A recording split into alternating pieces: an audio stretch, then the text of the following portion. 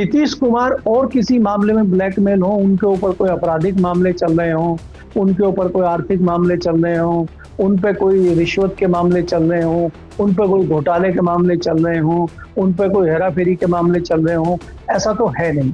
लेकिन नीतीश कुमार जो हो रहे हैं कि उनको ये लगता है कि अगर मैं तत्काल बाहर होता हूँ या कोई एक्शन लेता हूँ, तो मेरी पार्टी टूट सकती है और मेरी पार्टी के 90% लोग भारतीय जनता पार्टी में जा सकते हैं। इसी नाते वो अभी तक भारतीय जनता पार्टी से ब्लैकमेल हो रहे हैं। नमस्कार दोस्तों, कैसे हैं आप लोग। उम्मीद है आप सभी अच्छे होंगे। गुजरात लॉबी क्या प्लानिंग कर रही है किसी को समझ में नहीं आ रहा है। जिस तरह से बिहार का पूरा सिनेरियो हुआ है, नीतीश कुमार मुख्यमंत्री की कुर्सी छोड़कर अब जो है लाल कारपेट बिछे एक भवन में एक कुर्सी पर बैठेंगे, इसका कोई सेंस नहीं बन रहा है। और जिस तरह से नीतीश कुमार का हाल हुआ है, क्या आने वाले समय में योगी आदित्यनाथ का भी होगा, क्योंकि दिल्ली और लखनऊ के बीच में तलखियां जिस तरह से हैं, एक तरह से डेमो मिल गया है बिहार में। क्या यूपी में भी वही होने वाला है? 27 की बात करेंगे। बात केपी मलिक जी बृहस्पतिवार हमारे साथ जुड़े हैं। सर बहुत बहुत स्वागत है आपका। धन्यवाद हिमांशु जी, आपको भी, आपके दर्शकों को भी बहुत बहुत धन्यवाद, शुभकामनाएं, बधाई।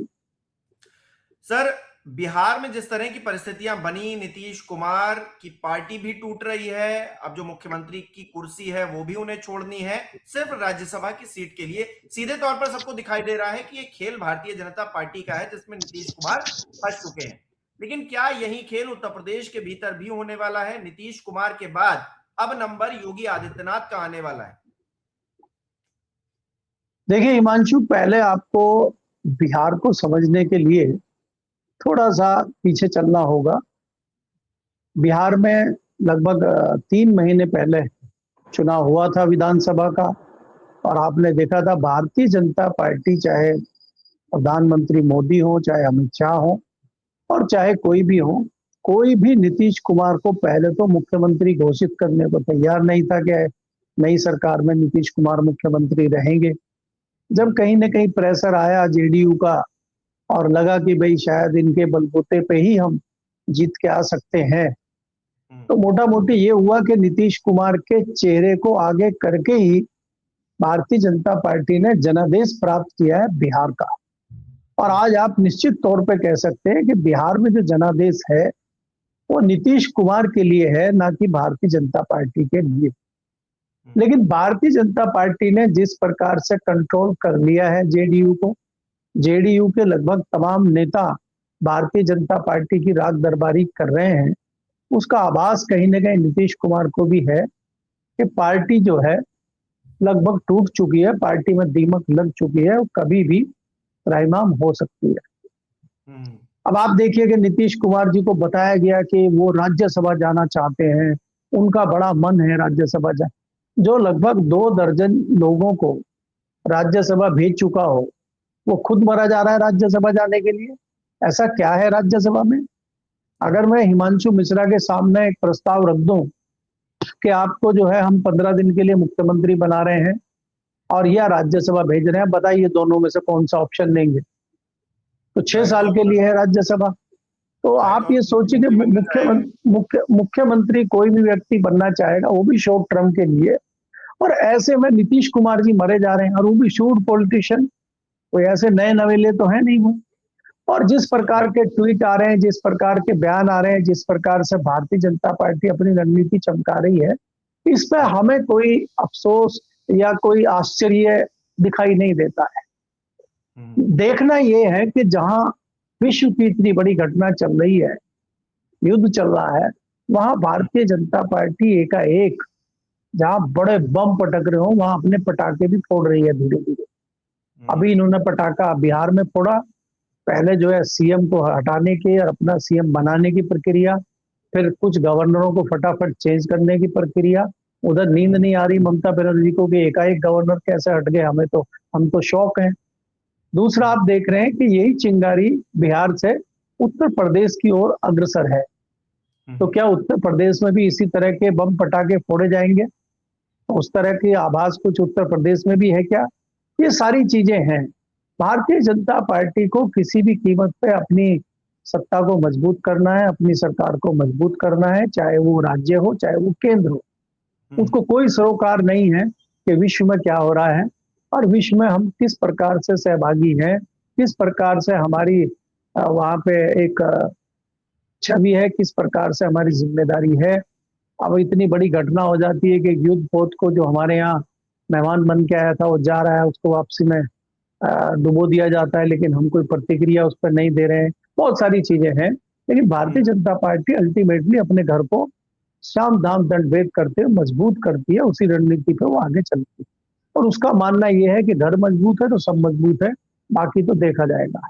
उसी रणनीति के तहत ये प्रक्रिया बिहार में अपनाई गई है और उसी का पटापेक्ष या उसी की तरह उसी पैटर्न पे काम उत्तर प्रदेश में करने की कोशिश की जा रही है।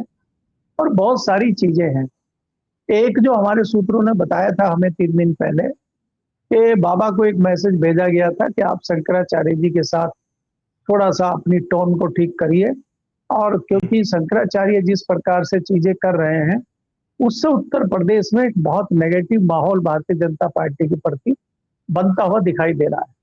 जाहिर है शंकराचार्य जी सनातन के हिंदुत्व धर्म के बड़े जो है संत हैं, उनका नाम है शंकराचार्य है, और उन पे इस तरह के व्यक्ति के आरोप लगा देने से जो खुद हिस्ट्री सीटर है, जो खुद गैंग रेप का जो है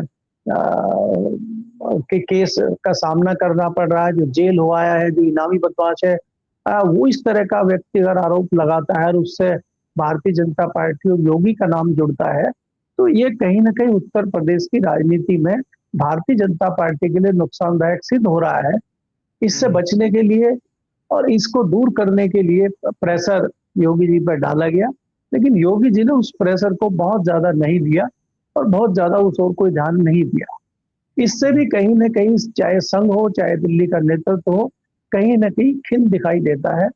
और अब दिल्ली का नेतृत्व तो बहुत दिनों से चाह रहा है कि बाबा को किस प्रकार से गोरखपुर भेजा जाए, लेकिन अब प्रेशर धीरे धीरे बढ़ता जा रहा है। और अगर सनातन के मामले पे, हिंदू धर्म के मामले पर अगर आप देखेंगे तो कहीं ना कहीं बाबा की जो लोकप्रियता है उसमें कमी आती जा रही है। भले ही कम लेवल पे आप कहें, लेकिन कमी तो आई है, डेंट तो लगा है। आप जो बात करते थे बटोगे कटोगे, आप जो बात करते थे गौरक्षा गौ माता, आप जो हिंदू धर्म की बात करते थे, आज आप उन्हीं से कहीं ना कहीं मुंह मोड़ते हुए दिखाई देते हैं। बड़ा वाजिब सवाल जो है वो कर रहे हैं शंकराचार्य कि आप तो बड़े गौ हितैषी हैं। अगर आप वास्तव में गौ रक्षक हैं और गौ तस्कर नहीं हैं, तो अब आपको ये बताना होगा, इसके प्रमाण देने होंगे और आप प्रकट हो जाइए कि आप गौ रक्षक हैं या गौ तस्कर हैं। क्योंकि दोनों चीज आप नहीं चला सकते कि पर्दे के पीछे से तस्करी चलाएं और पर्दे के आगे जो है आप गौ रक्षक बने रहें। ये दो तरफा मामला नहीं चलेगा। कहीं ना कहीं भारतीय जनता पार्टी की इस रणनीति को और इसको चुनौती देने का काम शंकराचार्य जी ने किया है। और जिस प्रकार से 11 तारीख नजदीक आती जा रही है और शंकराचार्य जी ने उद्घोष कर दिया है कि हम लखनऊ में जाके 11 तारीख को पूरा पूजा अर्चना करेंगे और गौ माता को हम जो है रास माता घोषित करने के लिए मांग करेंगे, गौ रक्षा की बात करेंगे, तमाम चीजें करेंगे, तो उससे कहीं ना कहीं भारतीय जनता पार्टी गिरती हुई नजर आ रही है। भारतीय जनता पार्टी को लग रहा है कि भाजपा का इससे कोई बड़ा नुकसान हो सकता है। उसी के तहत कुछ ऐसी रणनीति चल रही है कि हो सकता है आज शाम तक या कल सुबह कोई बड़े बदलाव उत्तर प्रदेश में आपको दिख सकते हैं।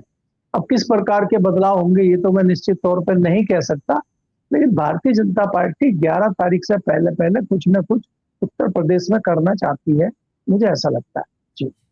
अच्छा, बिहार के बाद यूपी की बारी, तो वो जो लंका दहन की जो तैयारी हो रही है, मतलब ये तो नया पैटर्न बन गया सर कि चुनाव जीतो किसी के चेहरे पर और उसके बाद कुर्सी पर बैठा दो किसी और को। मतलब तो योगी जी के नाम पर ही 27 का चुनाव होगा, ये हम मानकर चले, लेकिन 27 के चुनाव होने के नतीजे आने के 2-3 महीने बाद कुछ बहुत बड़ा हो जाए, उनको भी राज्यसभा याद आने लगे या फिर दिल्ली में कोई और पद याद आने लगे, तो कोई उसमें हैरानी नहीं होनी चाहिए। जब सहयोगियों के साथ कर सकते हैं तो फिर तो योगी जी मतलब कौन सी बड़ी चीज है, किसी के साथ भी कुछ भी कर सकते हैं। देखिए हिमांशु, आपकी बात बिल्कुल सही है कि जिस प्रकार से बिहार का पैटर्न है उसी पैटर्न पे उत्तर प्रदेश जाता हुआ दिखाई दे रहा है और इसमें कोई दो राय नहीं है। जिस प्रकार बिहार के कद्दावर नेता थे नीतीश कुमार, उसी तरह से आज उत्तर प्रदेश की राजनीति में, खासकर भारतीय जनता पार्टी की राजनीति में योगी जी का बहुत महत्वपूर्ण स्थान है और उनको इतनी आसानी से नहीं हटाया जा सकता, जिसकी कोशिशें लगातार दिल्ली कई सालों से कर रहा है, उपस्थित होता है हर बार। तो अब दिल्ली ने एक नया फॉर्मूला निकाला है और यही एक तरीका है उनको गद्दी से दूर करने का, क्योंकि उनको तो अपना डमी बिठाने की आदत है। अब क्या, नीतीश कुमार सारे फैसले तो भारतीय जनता पार्टी के आंख बंद करके कान बंद करके सुनते नहीं थे, लेकिन जब अपना डमी बैठ जाएगा फिर जो चाहेंगे वो करेंगे। उसके तमाम उदाहरण आपके सामने है, चाहे आप राजस्थान का उदाहरण लीजिए, चाहे मध्य प्रदेश का लीजिए, छत्तीसगढ़ का लीजिए, गुजरात का लीजिए, उत्तराखंड का लीजिए, हरियाणा का लीजिए, दिल्ली का लीजिए, आपके सामने तमाम उदाहरण है। तो उसी उदाहरण को आप उत्तर प्रदेश में लागू करना चाहते हैं, किस प्रकार से करेंगे, क्या करेंगे, वो कोई पैटर्न बहुत नया नहीं है भारतीय जनता पार्टी का। मुझे जो सिनेरियो नजर आ रहा है कि चुनाव योगी जी के चेहरे पे ही लड़ा जाएगा, लेकिन परिस्थितियां ऐसी बना दी जाएंगी कि योगी जी को सीएम बनाने के रास्ते में बड़े बड़े रोड़े अड़ जाएंगे और फिर योगी जी को रास्ता दिखाया जाएगा कि आप भी राज्यसभा में दिल्ली आ जाइए और कोई मंत्रालय देख लीजिए, और या फिर अगर आपको नहीं राज आ रहा है ये, तो आप मठाधीश का वो पुराना अपना देख लीजिए गोरखपुर का। तो फिर डिसीजन योगी जी का होगा कि वो मठ में जाते हैं या राजनीतिक मठ जो दिल्ली में है उसमें जाते हैं, ये उनको डिसाइड करना होगा। लेकिन ये परिस्थितियां इस तरह की उत्तर प्रदेश में बनेंगी, उस तरह की रणनीति होगी। भारतीय जनता पार्टी तमाम श्याम दाम दंडभेद उत्तर प्रदेश में करेगी और इसमें बहुत सारे नायक और खलनायक आपको दिखाई देंगे। इसमें कुछ नई पार्टियां भी आएंगी, कुछ पुरानी पार्टियां टूटती हुई दिखाई देंगी, कुछ जो है बहुत सारे आपको 35 चुनाव में दिखाई देंगे, जिनकी तैयारियां लगभग शुरू हो गई हैं, क्योंकि अभी उत्तर प्रदेश में बहुत ज्यादा समय बचा नहीं है। लगभग 9-9.5 महीने बचे हुए उत्तर प्रदेश में, और बिहार के बाद जो है पूरा फोकस उत्तर प्रदेश में है, क्योंकि उनको दिखाई देता है कि वेस्ट बंगाल शायद उनके बूते की बात नहीं है, इसलिए वो वेस्ट बंगाल को छोड़ के अब अपना जो पूरा रुख है वो उत्तर प्रदेश की तरफ कर रहे हैं, क्योंकि भारत की राजनीति में उत्तर प्रदेश का महत्वपूर्ण स्थान है। 80 लोकसभा सीटें हैं। आज जो देश का दूसरे नंबर, कांग्रेस के बाद अगर दूसरे नंबर का कोई सबसे बड़ा राजनीतिक दल है, समाजवादी पार्टी के पास लोकसभा सीटें हैं, तो समाजवादी पार्टी को भी साधना जरूरी है ताकि वो दिल्ली में अविश्वास प्रस्ताव के समय को बड़ा नुकसान भारतीय जनता पार्टी का ना कर दे। उसको किस तरीके से उसको दबाया जाए, किस तरीके से उसको सेट किया जाए, किस तरीके से उसको ब्लैकमेल किया जाए, उसकी भी रणनीति भारतीय जनता पार्टी कर रही है कि किस तरह से कंट्रोल में समाजवादी पार्टी को रखा जाए। उनके पास तमाम हथियार हैं कंट्रोल में करने के लिए, वो भी आपको पता है जी। अच्छा, योगी जी का जो सिनेरियो होगा वो तो चुनाव के वक्त होगा या चुनाव के बाद होगा, लेकिन नीतीश कुमार का जो सिनेरियो है, नीतीश कुमार अपनी पार्टी को भी टूटता हुआ देख रहे हैं, अपनी कुर्सी जाती हुई भी देख रहे हैं, एक तरह से डिमोशन उनका हो रहा है, फिर भी नीतीश कुमार खामोश हैं। ये नीतीश कुमार की खामोशी क्या कोई ब्लैकमेलिंग की तरफ इशारा कर रही है? क्योंकि स्वास्थ्य नहीं ठीक है, मुख्यमंत्री जी को कुर्सी पर नहीं होना चाहिए, नीतीश जी को उस कुर्सी पर नहीं बैठना चाहिए, ऐसी बातें तो तमाम होती रही हैं। ठीक है, स्वास्थ्य का विषय एक अलग हो सकता है, लेकिन नीतीश कुमार इतना खामोश हो जाए, अपनी पार्टी के ही लोग उनके ही फैसले पर सवाल खड़े करने लगे और नीतीश कुमार उनको समझा ना पाए। ये परिस्थिति मतलब आज से पहले जेडीयू में तो कभी नहीं बनी। और नीतीश कुमार जी ने अगर कोई फैसला लिया है सही या गलत, कम से कम उनकी पार्टी तो उनके साथ खड़ी रहती। अब उनकी पार्टी ही नहीं खड़ी उनके साथ।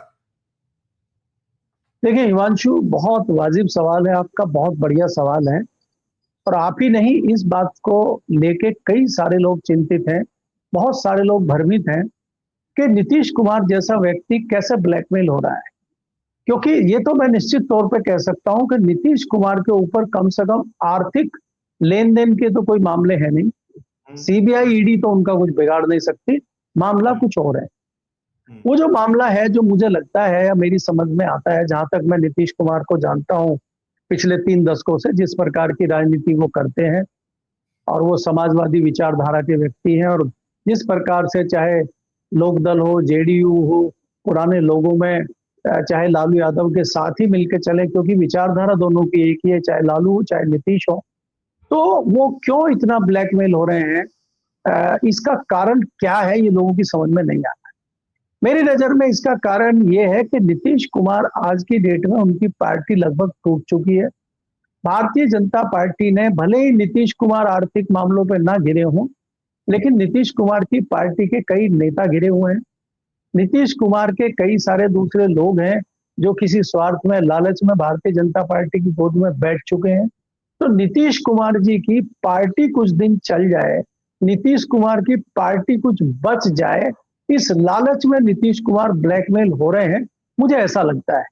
क्योंकि नीतीश कुमार और किसी मामले में ब्लैकमेल हो, उनके ऊपर कोई आपराधिक मामले चल रहे हों, उनके ऊपर कोई आर्थिक मामले चल रहे हों, उन पे कोई रिश्वत के मामले चल रहे हों, उन पे कोई घोटाले के मामले चल रहे हों, उन पे कोई हेराफेरी के मामले चल रहे हों, ऐसा तो है नहीं। लेकिन नीतीश कुमार जो हो रहे हैं कि उनको ये लगता है कि अगर मैं तत्काल बाहर होता हूं या कोई एक्शन लेता हूं तो मेरी पार्टी टूट सकती है और मेरी पार्टी के 90% लोग भारतीय जनता पार्टी में जा सकते हैं। इसी नाते वो अभी तक भारतीय जनता पार्टी से ब्लैकमेल हो रहे हैं। क्योंकि अगर आप देखेंगे, अगर वो कोई एक्शन लेते भी हैं, उनको बखूबी मालूम है अगर कोई एक्शन लेते हैं वो अलग होते हैं, तो अलग होके वो भारतीय जनता पार्टी का कुछ नहीं बिगाड़ पाएंगे। ये परिस्थितियां आ चुकी हैं। तो इस तरह की परिस्थितियों में नीतीश कुमार घिरे हुए मुझे नजर आ रहे हैं और इसीलिए नीतीश कुमार भारतीय जनता पार्टी की तमाम शर्तों को मान रहे हैं, तमाम डिमांड को मान रहे हैं और जैसा भारतीय जनता पार्टी कह रही है वो उस चीज को मानने के लिए बाध्य है नीतीश कुमार जी, मुझे ऐसा लगता है। क्योंकि इसका उदाहरण ये है कि आप अगर ट्वीट देखें, आप उनका कोई बयान तो आता नहीं है, उनके आसपास के लोगों का बयान आता है। उनका ट्वीट बड़ा हैरानी भरा है कि मेरा मन है कि मैं राज्यसभा जाऊं, क्योंकि वो राज्यसभा गए नहीं है। बाकी दलों के भाई वो विधान परिषद में रह गए, लोकसभा में रह गए, विधानसभा में रह गए, तो वो राज्यसभा नहीं गए, उनका बड़ा मन है। लाल क्या कारपेट मैं वाले एक भवन में बैठने की उनकी जो है बहुत ही इच्छा, तीक्ष्ण नहीं, मैं इच्छा है। इसीलिए कह रहा हूं कि वो जो लाल कारपेट वाले भवन में बैठने की इच्छा उनकी है, वहां तो वो उन्होंने अपने ऐसे ऐसे साथियों को भेज दिया जो किसी लायक थे भी नहीं। उनको भी लाल कारपेट वाले भवन में उन्होंने, नीतीश कुमार ने भेजा है और कई लोगों को तो कई बार भेजा है। तो ऐसा व्यक्ति जो इतना पावरफुल रहा हो, वो राज्यसभा को मुख्यमंत्री छोड़ के इतना महत्व दे रहा है, ये कम से कम मेरे गले उतरने वाली बात नहीं है। तो इसलिए मैं निश्चित तौर पर कह सकता हूं कि नीतीश कुमार को जो ब्लैकमेल किया जा रहा है वो मामला यही है कि वो गिर चुके हैं और उनको लग चुका है कि मेरी पार्टी टूट के कगार पे है।